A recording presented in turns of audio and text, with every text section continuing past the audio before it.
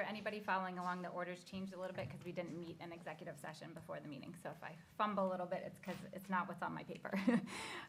Do I have a motion to convene in the regular meeting of December 18th? So moved. Second. Okay. Let's all rise for the Pledge of Allegiance.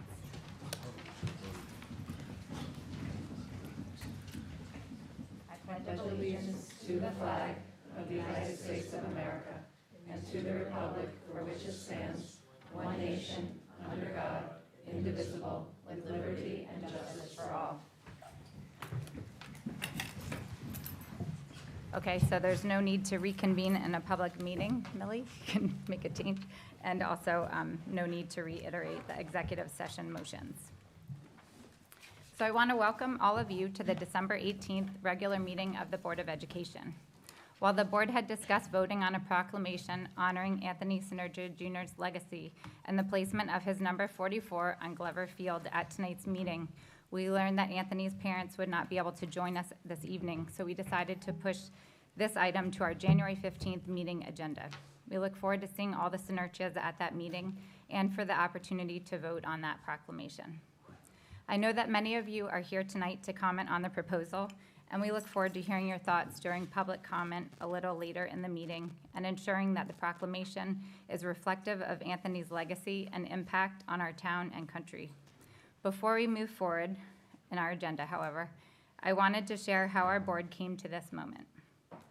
First, on the history of the request. The board was approached a year and a half ago about doing something in Anthony's name at Glover Field. Renaming the field was briefly considered then, but instead we chose what everyone involved felt was a creative and fitting tribute, permanently placing Anthony's jersey number 44 on the turf field at Glover to commemorate the incredible things he was able to accomplish in his all too short life.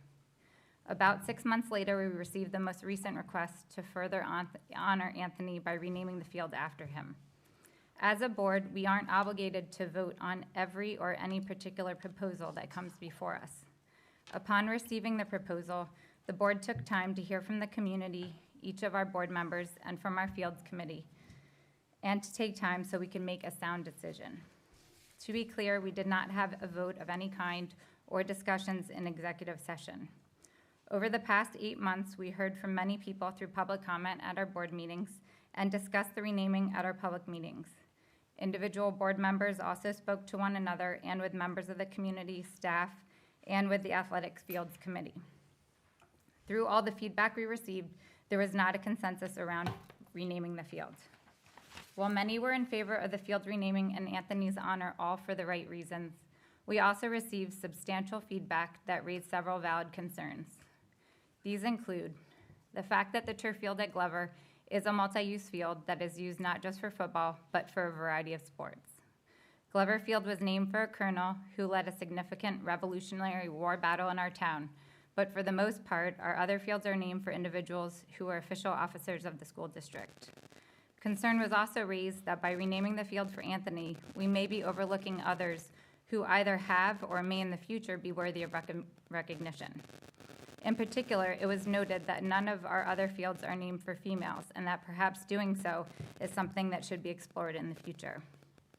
All that to say that there is disagreement in the community as to whether the field should be renamed for Anthony, but there is no disagreement that his legacy should be further honored at the Glover complex.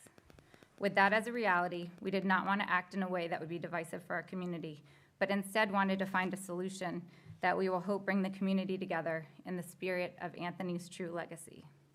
That is why we proposed completing this commemorative project in Anthony's honor with an official proclamation to recognize the placement of the 44 on the field and to install a plaque at the field to explain the importance of the 44, Anthony's impact in Pelham, the ALS community, our country, and the world.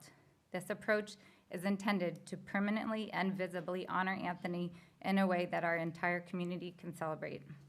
As I stated earlier, when we reconvene in January, we will vote on the proclamation. Over the coming weeks and months, we will draft text for the plaque and plan to celebrate the number 44 and unveil the plaque at a formal ceremony in the spring when the bond work at the Glover complex is complete. We hope to have the input from representatives of the Synergia family, students, the boosters, and others to finalize the design and wording of the plaque and to make plans for the ceremony. It is our hope that this honor will be a constant reminder of all the good that Anthony's life represented, that when they visit the field and see the plaque, those who knew him will be reminded of his profound impact, and those who didn't will learn about his life and how it influenced our town and our entire nation, and that the Snurcha family can be reminded of how proud they are of their son, brother, and father when they visit the site where Anthony touched so many lives. Okay. So this brings us to section 3, which is the approval of the minutes. 3.1, do I have a motion to approve the minutes of the December 4th, 2019 board meeting? So moved. Second. Any questions or comments? All in favor? Aye. Any opposed? Any abstentions? Okay, section 4 is administrative and committee reports. 4.1 is the superintendent's report. Great, thank you. Good evening and welcome, everybody. I'm going to start with a few recognitions from our high school students and staff. Congratulations to Coach Mark Finnegan. On November 25th, he was given the Margot Irish Award for Lifetime Service to Section 1 Volleyball, a well-deserved honor for our Coach Finnegan. Over the weekend of December 7th, the PMHS Forensics Speech Team competed at the Emily Clemente Memorial Tournament at the Ursuline School in New Rochelle. The team placed 7th overall, and special congratulations go to Sophia Tahan, earning 7th place in varsity oral interpretation, Leah Sherbansky, 5th place in JV oral interpretation, and Georgia Connolly, 2nd place in varsity oral interpretation. Also at the Princeton University Classic in New Jersey, senior Nick Lieggi advanced to semifinals in congressional debate. Congratulations to all. And an interesting, really interesting invitation came to some of our teachers, and the board may remember this. During the 2015-16 school year, our students and teachers were involved in a research practice partnership with the University of Texas at Austin, as well as with Carol Dweck from the Stanford University, and she's also the author of Mindset, The New Psychology of Success, has to do with the growth mindset. This national study of learning mindsets used evidence-based practices to investigate the role of students' mindsets in student achievement and pathways through school. Based on the results of this work, mathematics teachers, Mr. Robert Stabata and Ms. Leon Lavigny, have been invited to the National Mindset Innovation Network event on March 12th in Austin, Texas. Using student survey, these teachers were chosen whose students reported especially high levels of trust and respect in an environment supportive of a growth mindset. Congratulate both of these teachers and all of our teachers who have worked to implement a growth mindset into their instruction. We thank them for their dedication to our district and our students. And finally, 2 big announcements here at the end. Same topic, but 2 different people. They're not with us tonight, but they did have the opportunity to speak with their faculties today. Tonight on the board's agenda, the board will be accepting 2 resignations for the purpose of retirement. One of those is high school principal, Ms. Janine Clark, will be retiring at the end of the school year after 16 years in the district. She's been done an incredible amount for our high school to expand our AP courses, expand AP enrollment, implement open enrollment, brought more dual enrollment classes into the high school, and also expanded even our career technical program access for our students. So she's done just a tremendous amount in our district for many, many years. And also on tonight's agenda, accepting the resignation for the purposes of retirement of Mrs. Susan Gilbert from Siwanoy School. Been in the district for 17 years, and again, has done incredible achievements and accomplishments in her school. Siwanoy is a place where every child matters, and you know that within 5 minutes of walking into that school, because that's the mission of that school and the mission of who she is as an educator. So we are incredibly saddened. I personally am. I've enjoyed working with both of these women tremendously in my 2.5 years in the district. They will, of course, work every bit as strong and hard and committed to the very end of the school year in both cases. We will definitely miss their influence, and certainly once we get into the past the break and into the new calendar year, we'll be talking about and looking at a process to fill these really key positions. So we're very saddened to see them go, but of course, congratulate them on a much well-deserved and earned retirement. Thank you. 4.2 is the Board of Education committee reports. Did we have any committee meetings since our last meeting? I know the bond steering was a big one last time. Okay. 4.3 is Assistant Superintendent's update on authentic learning. Sure, just quickly. Again, we want to thank Mrs. Gilbert and also Mrs. Clark for their many years of service. I mean, they're icons in this district. They worked and helped raise over a generation of students here in Pelham. So we definitely will recognize them later in June, but understand it's also an emotional time for them, and they told their schools and their faculties this afternoon. So just want to thank them for everything they've done.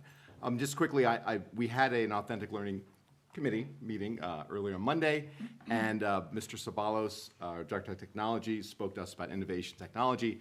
And one thing we want to let the community know is that there is a new parent handbook on technology use that is on our website, and it's been about a year in the making. We also want to thank former board member Mr. Peter Liascos, who's been an advocate for that, so parents know the different applications we have in the school district and what your students are actually using in terms of technology. So please access that and take a look at that and give us your feedback as well. Also, we just spent 2 days of some wonderful learning about school scheduling with Dr. Michael Reddig for the administrative leadership team, and we hope to have him back actually in the spring. And we like to kind of engage the community as well at some point later on, whether this school year or next school year, about just scheduling in our school district. Are we planning any revamping of scheduling? Is that, this effort is leading towards that result? That's one of the strategic goals, is to kind of investigate the use of time and space. So, I mean, that's sort of our 5-year plan. But it depends on what's the need of really the interest of the community and also the faculty and the staff, and whether it's something that will really enhance learning experiences for all our kids. So it's, right now, we're like in an investigation phase. And really, for the most part, for our leaders, it's learning about school scheduling.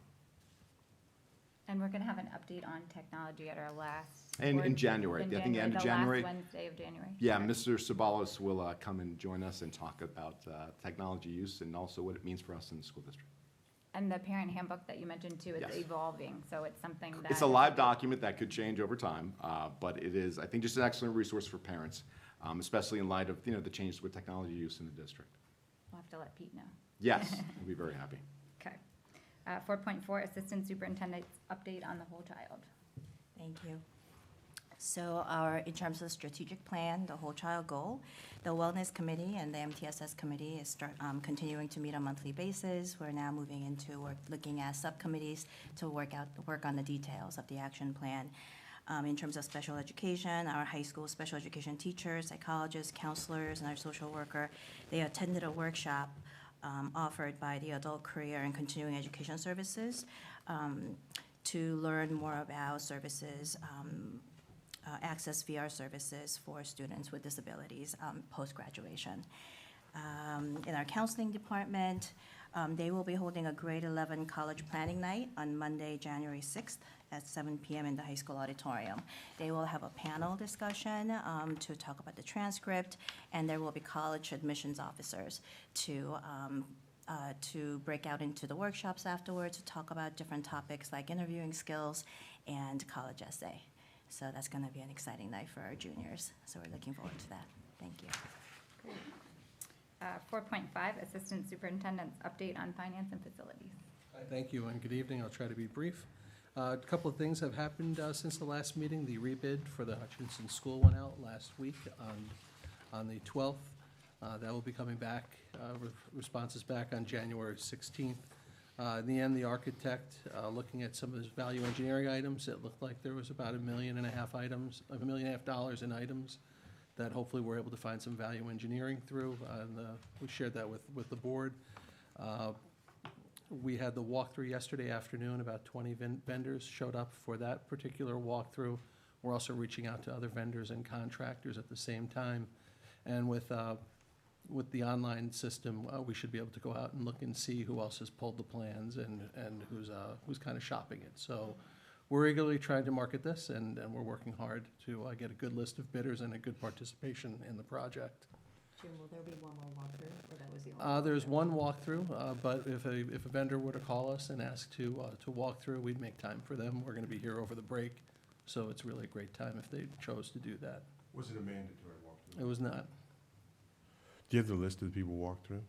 I can get you a list. We had Okay. we had a sign-in sheet, so we'd be happy to share that with you. This evening, we also are asking the board to accept, to bring on 3 new vendors through Ms. Jung's organization. This is for substitute nurses, speech and occupational therapy, and some auditory assistance and auditory work and home instruction, homebound instruction. This is based on an RFP that the business office put out just recently. And again, it's part of our purchasing procedures, going out and seeking that open competitive request for proposals. I would like to welcome Pete McFadden. We've got a new security monitor who started this week on Monday. I'm going to ask the board to approve that tonight. We've had a little bit of a shortfall, so we're happy to get up to full strength there as well, and that he's going to be carrying in this building, so covering in this building. This evening, we have the facilities policy, so we discussed that a little bit at our facilities committee meeting this past week, where we discussed our 15-year capital improvement plan, the work progressing at 314 Pelhamdale, a 5-year building conditions review that has to be done as part of a state mandate, and again, the review of the building use policy and our regulations that we've put in place and we have online. We also have our treasurer's report, and included with that, we have the long-range forecast that we've been sharing with the board over the last few months as we've gone through some of the other work with the negotiations and the long-range look on the financial look. So there's not a lot of change from what you see there.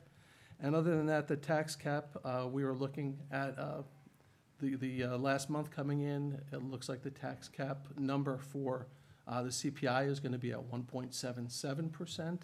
For the tax, for the CPI, and then once we have that, there's certain multipliers and factors that come in and out. We'll know shortly, obviously. Last time we had heard from the Office of State Comptroller, it was looking at 1.7%. So again, CPI's gone up a little bit. Looks like the CPI will be 1.77% for the year. And then, of course, we'll use that as we work with our budgeting, and next year we'll have some more debt coming on and other things like that. So the forecasted tax increase would be greater than the 1.77 or the 2%, but that's the base that we'll be working off of when we share that and we go through the budget process. Other than that, hope we all have a happy holidays and a happy new year. And Jim, this is the last time this is the first time in the last couple of years that the expected CPI has been lower than 2%. That's right. This is the first time in 3 years that it's been below 2%. So a little bit of a surprise. Again, it was tracking a little bit lower as the year was moving along, and then just in this past fall, it's picked up a little bit. So that's why we see the increase of 0.07%. So to be clear, our tax cap is 2% or the CPI is calculated for the previous year, whichever is lower, correct?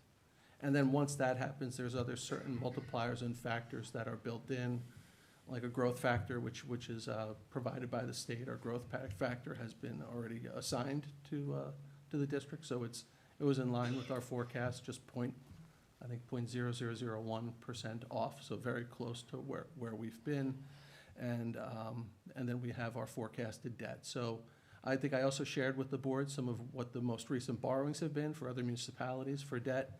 Those numbers are tracking below the forecasts and the scenarios that we've shared with the board the last 2 years with the bond work coming on. Our plan is to bring capital market advisors back in again in the spring, refresh those numbers again, and look at that with the timing of the project. So again, give us a whole look at what our borrowing schedule will look like. But we've been pretty conservative in those estimates. We've asked them to be conservative, and we've seen those rates, at least over the last year, they've gone down quite a bit. Thanks. Section 5 is our policy section, policy monitoring and governance. 5.1 is policy 5620, inventories and accounting of fixed assets. This is our second reading. Take it away, Eileen. Okay. So as just said, it's the second reading, obviously no changes since the first. You may recall that this is an update from 2012. Nothing was substantial, mostly just greater detail of how we account for and dispose of fixed assets. So I would recommend that we waive the third reading and vote on this tonight. Okay. Do I have a motion to waive the third reading of policy 5620? So moved. Second. Okay. Do I have, all in favor? Aye. Any opposed? Any abstentions? Okay, so now let's take motion to approve policy 5620, inventories and accounting of fixed assets. Do I have a motion? Second. All in favor? Aye. Any opposed? Any abstentions? Hooray, Okay. another policy. Another policy. Okay, so this brings us now to policy 3280, use of school facilities, materials, and equipment. This is the first reading. Right. So this policy relates to basically the rental or lending of school facilities, materials, and equipment. It continues to include guidelines as to who can borrow and rent, as well as rules around how they use the facilities, things like no alcohol or drug use on the premises, things like that. One stipulation that we added to this policy is specific to rental for religious services. We are able to rent on an ad hoc intermittent basis for religious for religious use, but we specifically outlined that we cannot become an ongoing regular location for religious services. So if one of the local churches or the PJC is having trouble, they flooded, anything like that, we can certainly help out for a limited time, but they can't move their services to our facilities ongoing. So that was the only change to that policy. That makes sense. Okay. 5.3 is policy 7440, student voter registration and pre-registration. This is the second reading of a new policy. Right. So this also, nothing has changed since the first reading, obviously. Not detailed policy, just saying that the school will allow for student voter registration and pre-registration if they're, I think, 16. Yeah. And it doesn't specify how we're going to do that, and I know the administration is working on that. Is this a state mandated policy? It is. So that was this is the second reading, so I recommend that we waive the third. Okay. So do I have a motion to waive the third reading of policy 7440, student voter registration and pre-registration? So moved. Second. Any questions or comments? All in favor? Aye. Any opposed? Any abstentions? So then, I'd like to take a motion to approve policy 7440, student voter registration and pre-registration. Do I have a motion? So moved. Second. Any questions or comments? All in favor? Aye. Any opposed? Any abstentions? Okay, section 6, can't get that out. Section 6, financial reports and motions. I'd like to take a consent agenda for 6.1 through 6.4. Do I have a motion? So moved. Second. Any questions or comments? These refer to a number of the contracts that Jim referenced. All in favor? Any opposed? Any abstentions? 6.5 is motion to accept a donation. Do I have a motion? So moved. So this donation is, let's see, be it recommended from to the Board of Education and the Pelham Union Free School District that we do hereby accept the donation of an Eastman Strings Strobel 3/4 size double bass instrument. Did I get that right? Former music teacher. Model number VB80 to support the Pelham Union Free School District Orchestra Program, and that gratitude be bestowed upon its donor, Brian and Amy Heath. It's very nice and generous. It's amazing how at each meeting we have all these generous donations that come through. Any questions or comments? All in favor? Aye. Any opposed? Any abstentions? Okay, so this brings us to section 7, superintendent's personnel recommendations. And I'm going to consent agenda 7.1 through 7.3. Do I have a motion? So moved. Second. You guys referenced most of this? Okay. All in favor? Aye. Any opposed? Any abstentions? Section 8, pupil personnel services. Do I have a motion to approve Schedule D? So moved. Second. Any questions or comments? All in favor? Aye. Any opposed? Any abstentions? Section 9 is new business. Does anybody have new business? Okay. Section 10, we have public, which is nice. We don't always have people for this section. So I'd like to invite anybody who would like to speak up to the microphone if you wouldn't mind stating your name and your address. And because I anticipate there might be a lot of people who want to speak, just try and keep your comments somewhat brief, just Yeah, for and time purposes. And if I could just add one reminder, we really thank you for everyone for coming out. This portion is a public comment, not a discussion period. So as Jessica said, folks are welcome to come, share their name, address, and share their comments and feedback with the board. I just don't want folks to be frustrated if you don't get a response, because it's not meant to be a back and forth discussion. So, thank you, and as Jess said, public comment session is open.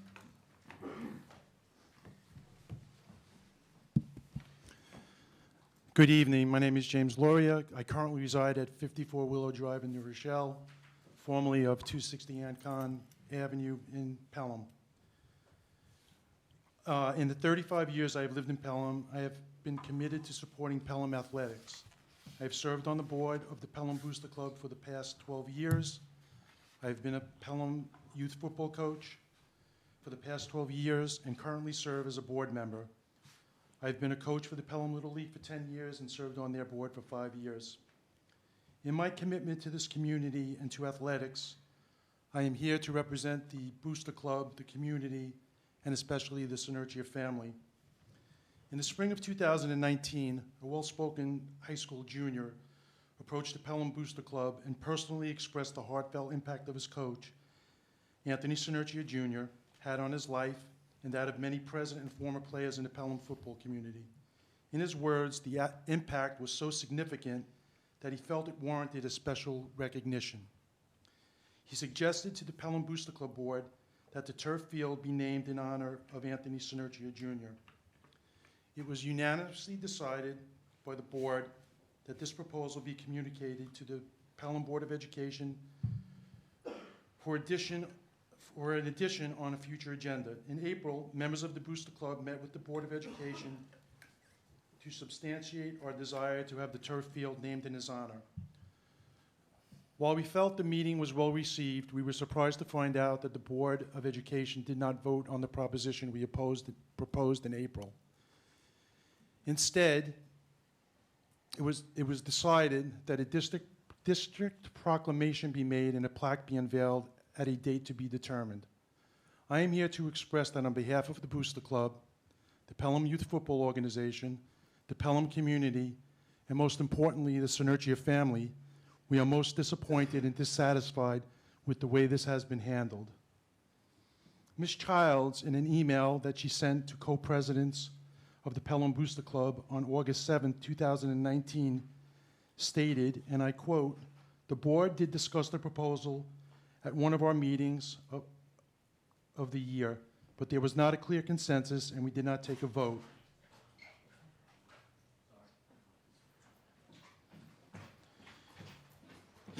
At that meeting, there was a suggestion that the Fields Committee review the request and make a recommendation to the full board in the fall.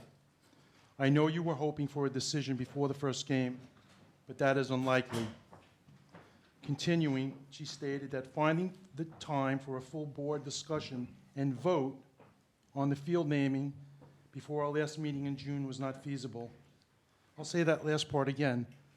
Finding the time for a full board discussion and vote.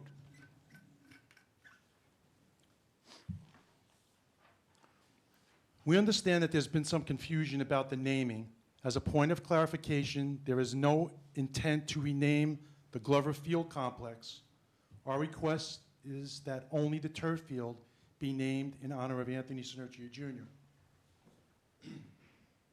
As mentioned previously, the impact Anthony Synergia Jr. had on hundreds of Pelham children has been immeasurable. He not only touched their lives here in Pelham, but he and Pete Fratz brought their personal struggles with ALS to the world stage through the Ice Bucket Challenge. With their efforts to raise awareness, they inspired the challenge that raised almost $250 million worldwide to fund research for a cure for ALS. Let's think about that for a moment.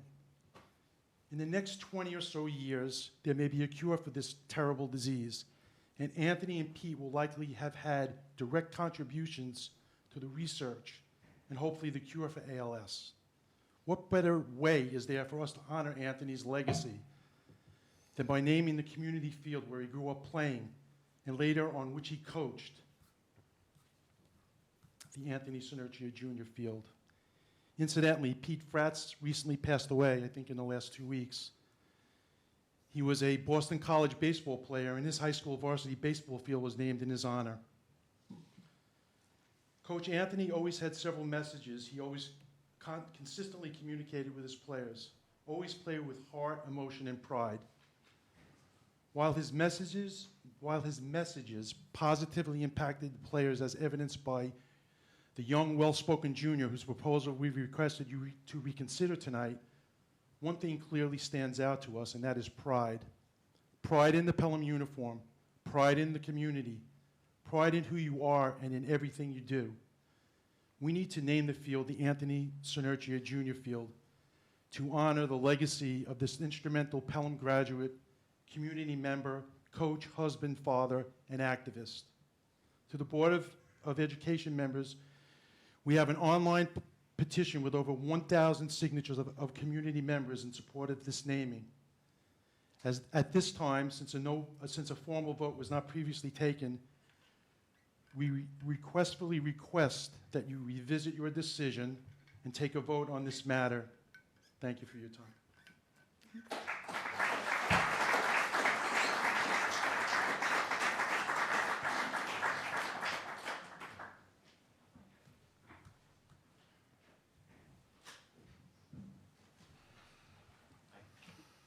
Brian Valenti, 38 Birch Avenue, co-president with Brita Bennett of the Pelham Booster Club.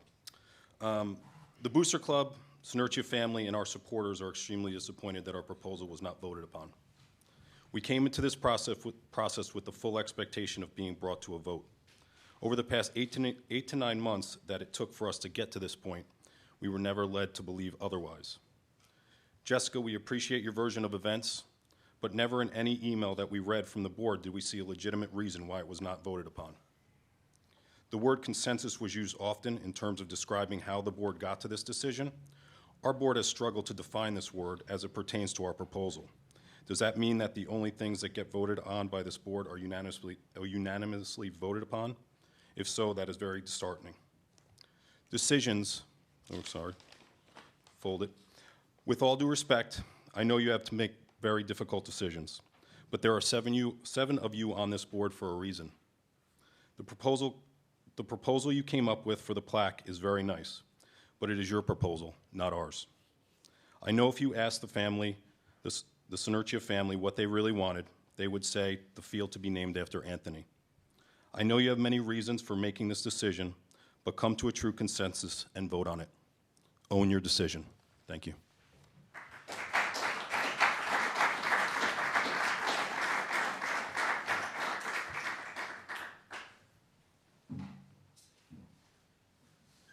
Anybody else?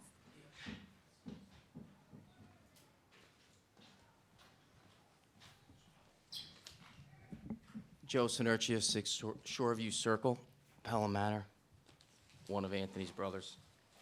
I just wanted to come up here and put a couple of things on the record. And again, I appreciate all your time. And I know what goes into this and these kind of decisions. I just have a couple things that I just want to put on the record and for everybody in the audience and at home to understand. First, and again, Jessica, I appreciate you taking my calls and my emails. But it's not the only reason that I specifically asked for the agenda item to be pushed back to the next meeting was not just for my parents being here, but in that conversation we had, I also let it be known that we received the wording and the verbiage for the resolution on Sunday morning, which gave us, with a timeline of getting back with any changes on Tuesday. So as a family, I took it upon myself. I talked to my sister-in-law and my brother, who was away for a week and a half and just gotten home Saturday night late, just to give us a few days to check the wordage, the verbiage and the wording, which some of it could be said differently, and we like it to read differently ultimately. But it also contained a couple of inaccuracies, and we felt that it happened really quickly, and we just didn't want to move forward with it. So that was the first reason, and the second was that my parents were most likely not going to be able to make it tonight. I also just want it to be known that after all the discussions and the back and forth and the public feedback, we were notified on, I believe it was December 5th, it was the following morning or following afternoon after the meeting. I believe you all met on December 4th. to discuss this under new business, so it wasn't an agenda item, so the public had no idea that it was going to be spoken about. And I'll be honest with you all, I took a little exception with that, finding out the next morning from others, and then ultimately getting an email at 2 o'clock in the afternoon regarding the denial. And this may not be the best forum, but I'm a straight shooter. With all due respect, I'm not going to speak for my entire family, but one of us should have gotten a phone call and not an email addressed to myself, my sister-in-law, and actually my other sister-in-law, even though it was written to Joe, Jeanette, and Nick. Definitely felt a little slighted with that, given the circumstances and the conversations going back and forth. My personal opinion. I'm not going to speak for my other family members, but I'm sure that they feel the same. At this point in time, I'm not going to sit up here and go back and forth. I'm not going to debate. But what I would like to know, because I appreciate it, I actually got more clarity tonight with some of the reasons why this was denied or not voted on, or with the not consensus. I heard things tonight that I haven't heard yet as reasons given.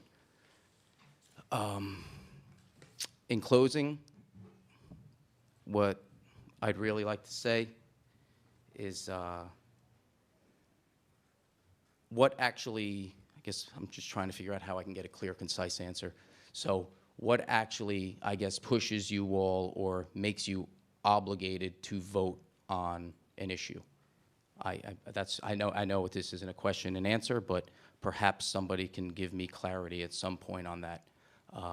Just because I understand that there's substantial feedback that you got against the proposal, but I cannot sit here and fathom the thought that it was overwhelmingly more so than the people who were for this.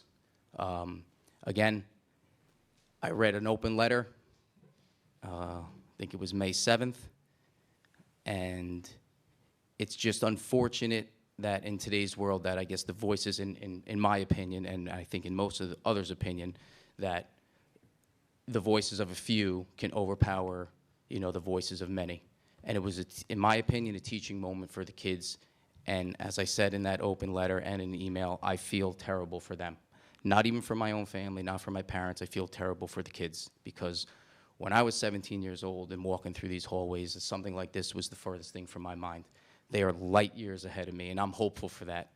And given this terrible political climate we live in right now, in my opinion, we lost an opportunity to actually, to show some good in this world. So I'm upset about that, and I'm upset for the entire community. I'm upset for the 1,100 people who signed that petition in 2.5 days, and I'm hopeful that some more discussion can come out of this, and that's really it. I appreciate your time. Thanks, Joe.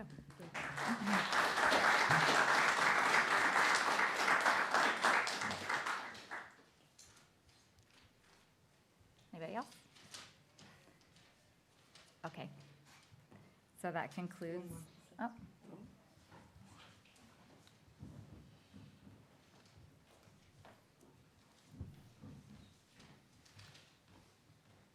Nick Meldays, 12 Linden Avenue. You mentioned you're leaving available for, or possibly leaving available for future names to be named at the field, but who better than Anthony? I mean, after all he did for the community and literally the entire world. So that's all. Thank you.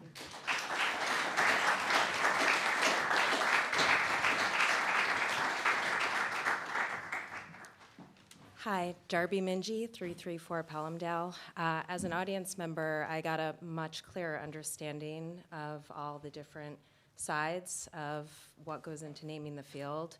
And I just wanted to thank you guys for your time. And I realize that there are myriad of factors in terms of how you guys make your decisions. And I'm appreciative of the effort and the time that you guys put into that. So I just wanted to say thank you for the discussions and thank you for explaining the process that got you to where you are today.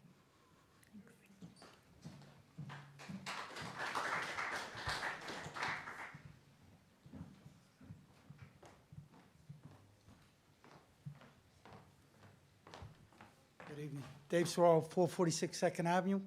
I started the Pelham Youth Tackle, back 20 years ago with Sinercio, Pete Lombardi, sorry to hear him pass away, Anthony Oliva, Pat Mancuso, Paul Petrano, Artie Vich. We started with this guy, and this guy, Sinercio, did so much for football. You have to realize something. When we started this league, you guys had nothing in football. You had no freshmen, no JV, you had nothing. We brought this town back to football because of Sinercio, because of the love of the game. This guy loved this game, and plus he loved these kids. There's one thing about Sinercio I have to say, he gave 110%, and thank you for your time.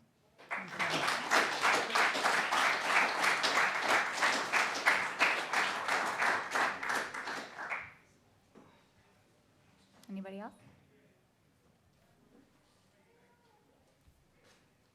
Okay. Do I have a motion to adjourn the meeting? So moved.